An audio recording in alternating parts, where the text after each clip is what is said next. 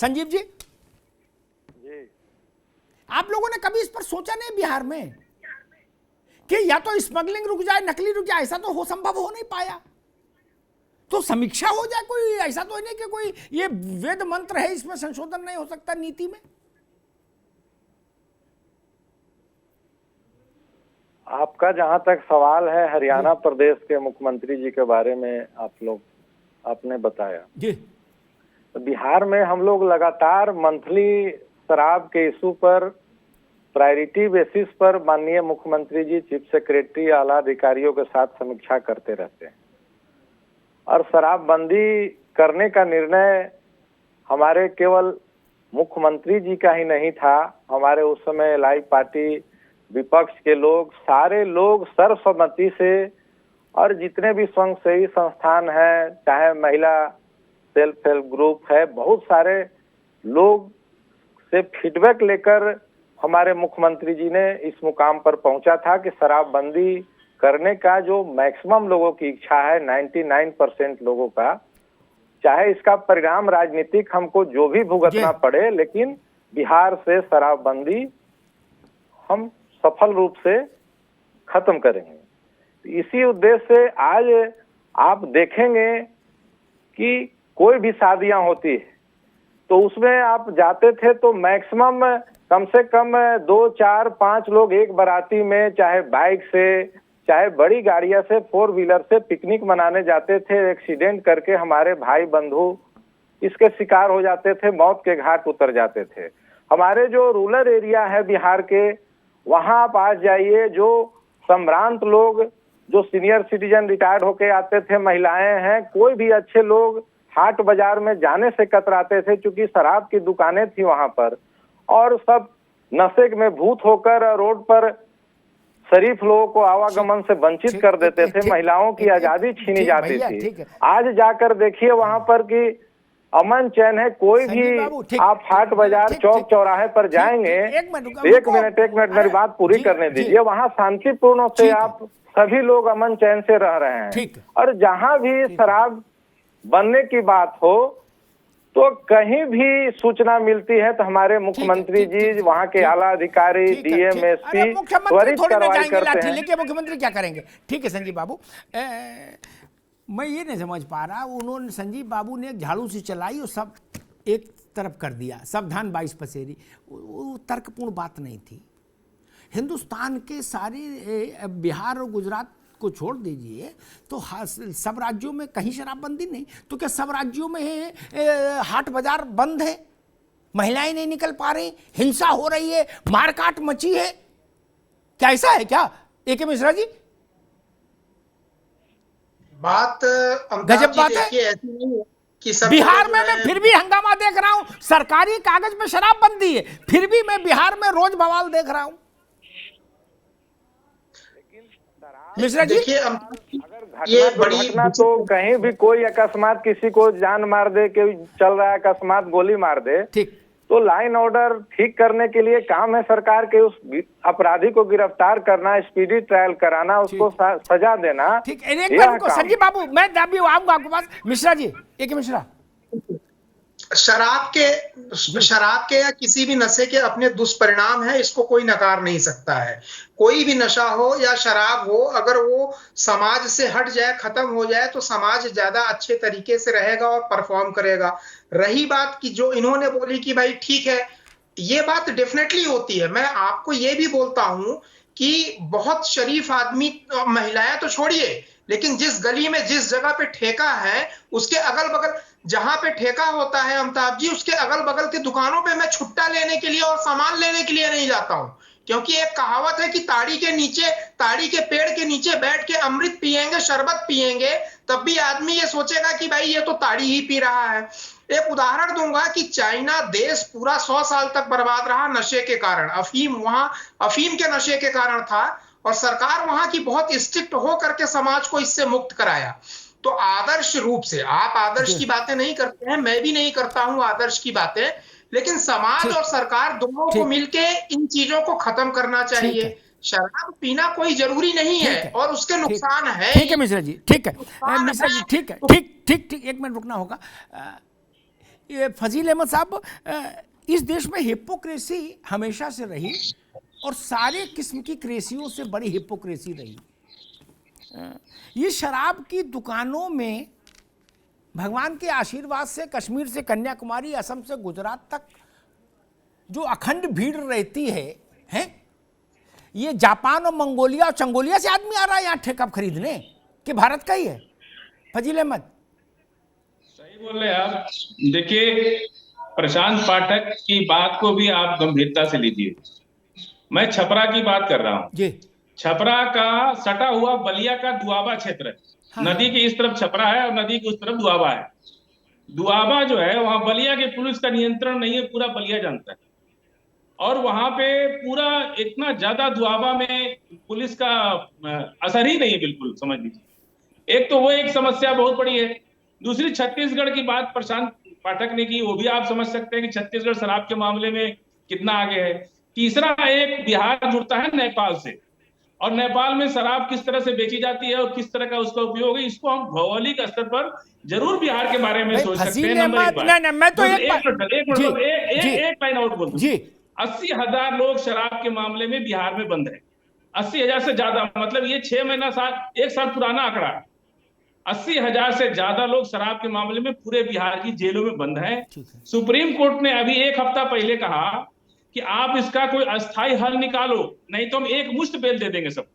ये supreme court ने कहा। ठीक कहा। और सुप्रीम कोर्ट ने बाकायदा हरियाणा का मामला उठाया, गुजरात का मामला उठाया, तमिलनाडु का मामला उठाया और कहा कि शराब पूरे देश में, देखिए ये बात सच है कि शराब के मामले में सेंट्रल पॉलिसी होना बहुत जरूरी है, क्योंकि सेंट्रल पॉलिसी जब तक नहीं होगी कोई राज्य सक्सेस नहीं हो सकता।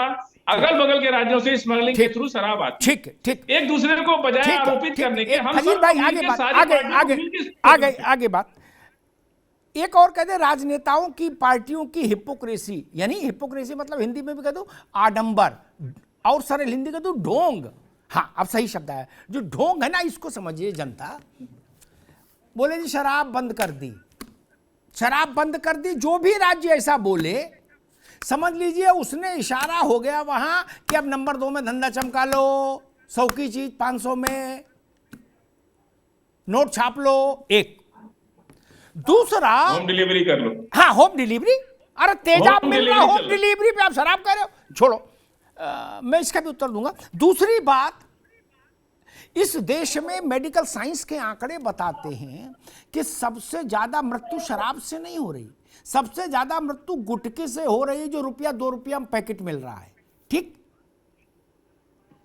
वो झालर की झालर बिक रही है, गांव गांव गली गली, है ना, और बैंड भी है, वो सब मर रहे हैं।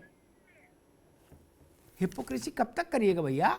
राजनेताओं को सर्वाधिक पैसा देने वाले राजनीति करने के लिए, प्रशांत पाठक आप भी समझ लो, अभी आप बहुत नौजवान हैं, जितनी जल्दी वास्तविकता समझ लेंगे आगे जाएंगे राजनीति में, क्योंकि मेरे कहने से तो राजनीति बदलनी नहीं भारत की। आबकारी वाले नंबर 1 वाले कम, नंबर 2 वाले ज्यादा देते हैं। जो कंपनी चला रहा है शराब बनाने की वो 100 रुपया देगा, तो जो अवैध बेच रहा है वो 500 देता है नेता को। ठीक, गुटखा वाले और खनन वाले, जितने नेता बैठे हैं कसम खा के बोल दे ये आंकड़ा गलत है क्या? कोई प्राइमरी स्कूल का मास्टर चंदा देता है क्या? दे सकता है क्या? गरीब किसान चंदा देता है? नहीं। पैसा आता कहां से है? फिर हम कहते हैं कि हम बंद कर दीजिए, बंद। संतोष पाठक जी, मैं बड़ा प्रैक्टिकल आदमी हूं, मैं इस बात को भी बड़ा हिपोक्रेसी का एक आडंबर मानता हूं कि आप पब्लिक में रैली करो, रैली में पूछो शराब बंद होनी चाहिए कि नहीं, जो पी के आया होगा वो भी कहेगा बंद होनी चाहिए, क्योंकि उसको पड़ोस में AK मिश्रा बैठे हैं, इनका भी ख्याल करना है क्या? ये ड्रामा बंद होना चाहिए भाई साहब ना, इस ड्रामे में मेरी कोई रुचि नहीं। ये कोरोना के समय में शराब बंद थी, ठीक, ठेका बंद था, लॉकडाउन था। मिश्रा जी आप भी सुन लो, कि मिश्रा जी आप भी कई बार सैद्धांतिक उसमें बह जाते हो गंगा में। ठीक, गुटखा बीड़ी शराब सब बंद है, सिगरेट बंद थी क्या? कोई इलाका देश का ऐसा नहीं था, मैं तो घूमा पूरे कोरोना में, जहां इस पार दुकान है, सामने पेड़ के नीचे बैठा स्टूल डाल के पान वाला, क्या उसके ग्राहक सेट हैं, 300 रुपए की डिब्बी 600 में है, लेनी है 4 कदम आगे चलो, हम आ रहे हैं पीछे, लाओ सट से जाओ। क्या नहीं हुआ? फिर ये ड्रामा क्यों करते हो भाई सब लोग मिलके? पाठक जी। अमिताभ जी, हम एक ऐसी पार्टी के प्रवक्ता के तौर पर आपके यहाँ बैठे हैं जी, जो वास्तव में कल्चरल रिवॉल्यूशन का पक्षधर है, और हम ये चाहते हैं कि भारत में एक ऐसा नैसर्गिक कल्चर विकसित हो जिससे पुरातन समय में हमारे पुरोधाओं ने भारत को विश्व गुरु बनाया था। हमारी कोशिश वही है, और सैद्धांतिक तौर पर हमारी जहां भी सरकारें हैं, हम प्रयास करते हैं कि एक अच्छा शासन हम दें। आज मोदी जी की सरकार है, इसके पहले अटल जी की सरकार थी केंद्र में। सबको मालूम है कि विकास नामक जो शब्द है वो भारत के राजनीति में अगर कोई व्यक्ति लाए, नहीं भैया पाठक जी, वो विषय फिर कभी चर्चा करें, बिकॉज अभी अपन इस पर चर्चा कर ले। ये जो जहर का मसला है, विकास छोड़ दो, अभी पहले जान बचेगी तब ना विकास करेंगे। मैं इसी पर आ रहा हूँ, सिर्फ जोड़ने की कोशिश कर रहा हूँ आपकी बातों को। जी, हमारी पार्टी का प्रयास यही रहता है कि समाज में सुरक्षा रहे, शांति रहे। बिहार में भी गुटखा बैन है, जिस गुटखा का नाम आपने लिया वो बिहार में भी बैन है। फजील जी जानते हैं, अभी उन्होंने कहा भी था इस बात को। वास्तविकता ये है कि जिस पार्टी के राष्ट्रीय अध्यक्ष के नेतृत्व में जदयू जैसी पार्टी चलती है, उस पार्टी के राष्ट्रीय अध्यक्ष 1 मिनट में बिना गुटखे के नहीं रहते। बैंड है बिहार। और जो 2020 के चुनावों में जब हमारे नेता उनके साथ निगोसिएशन के लिए बैठते थे, तो राष्ट्रीय अध्यक्ष जी के ठीक बगल में एक पिकदान रखी रहती थी, और वो 2 मिनट बोलते थे और 1 मिनट थूकते थे उसमें। जब समाज में इस प्रकार का नेतृत्व जदयू के लोगों ने उभारा है, तो स्वाभाविक तौर पर समाज भी उसी प्रकार से बिहेव करेगा। हम क्यों माने नेता आपको भाई? जब आपने वो रास्ता नहीं दिखाया हमको। शराबबंदी की शुरुआती 4 साल बेहद सफल रही है बिहार में, और उसमें 3 साल हमारा शासन था। समस्या तब से शुरू हुई जब जदयू से जुड़े हुए लोगों ने प्रशासन में बैठे हुए लोगों को एक कमाई का इतना बड़ा जरिया दे दिया कि आज कौन देखने वाला है कि भाई किसके साथ क्या हो रहा है। ये आंसू जो नहीं पोंछने वाले लोग मिल रहे हैं शासन में बैठे हुए लोग, इसका मूल वजह यह है कि सबकी जेबें गर्म किए हुए नीतीश कुमार जी के साथ। जी ठीक बात। प्रशांत पाठक,